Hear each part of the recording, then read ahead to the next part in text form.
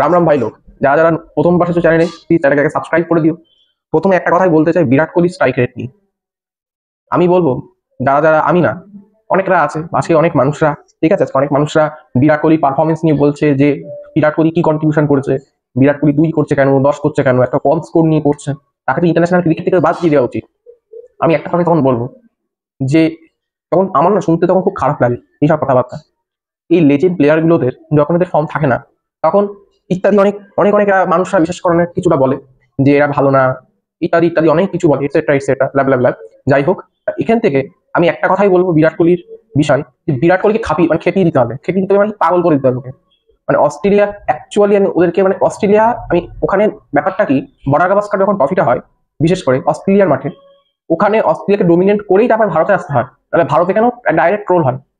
এর কারণে কি হয়, সেটা ক্রিকেটারদের বিশেষ করে তাদের লাইফস্টাইলটাও অনেকটা একটু হেল্প হয়। এটা তো বিরাট কোহলির এক্স্যাক্টলি তা না, বিরাট কোহলি ডোমিনেট করে দিয়েছে অস্ট্রেলিয়াদের, প্রচুর ডোমিনেট করেছে বড় গাভাস্কার ট্রফিতে, চ্যাম্পিয়ন্স ট্রফিতে। চ্যাম্পিয়ন্স ট্রফিতে মনে হয় সামথিং, চ্যাম্পিয়ন্স ট্রফিতে ভালো একটা পারফরমেন্স করেছিল, প্লাস 2017 মানে চ্যাম্পিয়ন্স ট্রফিতে, কিন্তু ফাইনালে একটা, সেটা একটা মিসআন্ডারস্ট্যান্ডিং এর জন্য সেটা ঠিক আছে, সব মেনে নিলাম। কিন্তু আমি এখন চাই যে বিরাট কোহলিকে এখন পাগল করতে হবে, বিরাট কোহলি সে রাগটাকে বের করতে হবে। এই রাগটা দেখেই আমি এটা বলতে পারি যে বিরাট কোহলি তখন রেগে যাবে, যখন পাগল হবে তখন ও সেঞ্চুরি করবে। ও স্ট্রাইকের থেকে মানে তাড়াতাড়ি, যেমন আমাদের, যেমন আমরা গত বিশ্বকাপে দেখেছি, এটা রাগাতে হবে, না রাগালে স্কোর করবে না। এক্স্যাক্টলি, কেন একটা মাইন্ডসেট থাকবে যে আমার করতেই হবে। এবং বিশেষ করে আমি তো বলছি যে বিরাট রেগে গেলে একবার, তাহলে 2-3টে সেঞ্চুরি তো করবেই, ইন্টারন্যাশনাল আবার 2-3টে সেঞ্চুরি আবার করবেই। পারফরমেন্স তো দেখেই যাচ্ছে, ফিল্ডিং হিসাবে সবচেয়ে ভালো একটা মানে প্লেয়ার, ফিল্ডার, মানে আর কি বলবো, ফিল্ডার, ব্যাটসম্যান। উনি আগে বলারও ছিল, উনি একটা বলারও কিছু সময় করেছে, সেখানেও উইকেট পেয়েছে উনি। তাহলে এক্স্যাক্টলিটা কি, প্রত্যেকটা অ্যাক্টিভিটি সবই জানে, কিন্তু মানুষে অনেকটা ভুলে যায়। ঠিক আছে, কিছু কিছু মানুষ, সেগুলোকে ক্রিকেট ফ্যান্স আমরা বলি না, সেগুলো হচ্ছে আজব টাইপের মানুষ। তারা এক্স্যাক্টলি বছরে 2 আর 3 বার তারা মানে মিসআন্ডারস্ট্যান্ডিং তারা ক্রিকেট দেখে, মানে ভুল বশত দেখে। সেটা কি কারণের জন্য সেটা আমি ঠিক জানি না, কিন্তু এরা অ্যাকচুয়ালি ফ্যান্স না। এরা হচ্ছে বেসিক্যালি মানে ওই ক্রিকেটে কেউ আসে, মানে ক্রিকেট একটু দেখতে আসে, মানে ফেসটা দেখেই চলে যায়। ঠিক আছে, এরকম এরকম অনেক মানুষরা আছে।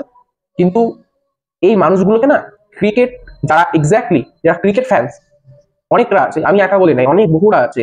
এবি গ্রিনফো আছে, বিশেষ করে আমি বিশেষ করে উনার, বিশেষ করে আমি জানি, আমি দেখেছি উনার চ্যানেলে।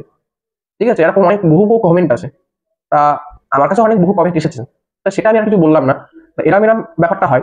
সেকেন্ড হচ্ছে কালকের খেলাটা, কালকের খেলাটা খুবই গুরুত্বপূর্ণ খেলা। প্রথমত কালকের খেলাটা অস্ট্রেলিয়ার কাছে গুরুত্বপূর্ণ। আমার তো মনে হচ্ছে যে অস্ট্রেলিয়ার কাছে একটু টাফটা হবে, জাসপ্রীত বুমরা, বিরাট কোহলি, এদের কাছে একটু টাফটা হবে। আর একটা কথা বলতে চাই যে জয়সওয়াল ও আজকের খেলাটা ভালো করে বুঝতে পারলে, তাহলে নেক্সট যখন ব্যাট করবে তখন জয়সওয়াল একটা ভালো পারফরমেন্স করতে পারে, বিরাট কোহলিও ভালো পারফরমেন্স করতে পারে।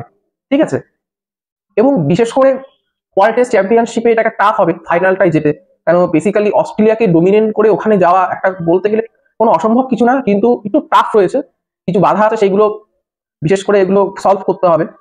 এবং আর একটা কথা বলবো যে কালকে সকাল মনে হয় 7:30 থেকে খেলা শুরু হচ্ছে, আবার মনে হয় কালকে সেম সেম তারিখ, কালকে কালকে মনে হয় হবে। তারপর মনে হয় একটার সময় ব্রেক, আবার একটার সময়, আমি একটার পর পর আমি আবার একটা লাইভ আবার আসবো, আবার কালকে আবার একটু ব্রেক নেক হলে ওই 11টা 11:30, যাই হোক ওরকম সময় একটা ব্রেক নেক হলে তখন আমি আবার লাইভে আসবো বিশেষ করে। এবং একটা কথা আমি বলতে চাই, মানুষ এমনই যে যারা অ্যাকচুয়ালি ভালো খেলে তাদেরকে খুব প্রশংসা করে, যখন কিন্তু তারা খারাপ খেলে তাদের নামে খুব বাজে বাজে গালাগালি দেয়, কিন্তু এক্স্যাক্টলি এগুলো করা উচিত না। প্রথমত ঋষভ পান্ট আমরা দেখছি এখন ভালো খেলছে, আর ফর্ম আছে।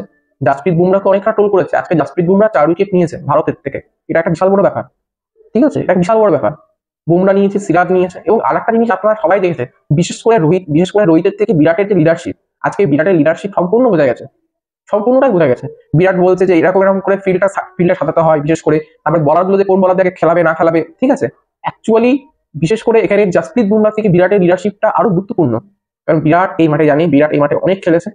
আর এখান থেকে বিশেষ করে ঘরে তার যেটা শুরু হয়েছিল, ইন্ডিয়া থেকে অস্ট্রেলিয়াটা যেটা শুরু মানে জার্নিটা হয়েছিল। ঠিক আছে, তাহলে এর কোনো মানে এক্সপ্লেনেশন আর কোনো কিছু তো দেওয়ার নেই। সেকেন্ড হচ্ছে বিশেষ করে আমি দেখলাম এই কিছুক্ষণ আগে, আমি ফার্স্ট লাইভ করেছিলাম আজকে, আমার ভালোই একটা রেসপন্স হয়েছে। কিন্তু বন্ধুরা আমি একটা জিনিস আপনাদের অনুরোধ করবো যে প্লিজ আমার কমেন্ট বক্সে জানাবেন, কারণ কমেন্টগুলো আমার পড়তে খুব ভালো লাগে, এবং বিশেষ করে আমি যেগুলো বলছি এক্স্যাক্টলি আপনারা প্লিজ ওখানে রেসপন্স করবেন, এবং প্লিজ ভিডিওটাকে শেয়ার করে নেবেন। ঠিক আছে, আর ফার্স্ট অফ অল আজকে তাহলে এই অবধি মোটামুটি থাক। আমি বলেছিলাম আপনাদের যে আজকে আমি 8টা সেকেন্ড লাইভ আমি করবো, এটা এক্স্যাক্টলি আজকে আসছে। আর কালকে আমি আবার আসছি, কালকে আবার খেলা আছে। আজকে আপাতত এই অবধি থাকছে। আর যারা যারা ভিডিওটা যারা যারা প্রথমবার দেখছেন প্লিজ এটাকে সাবস্ক্রাইব করবেন এবং বিশেষ করে অন্য কাউকে শেয়ার করবেন। Thank you.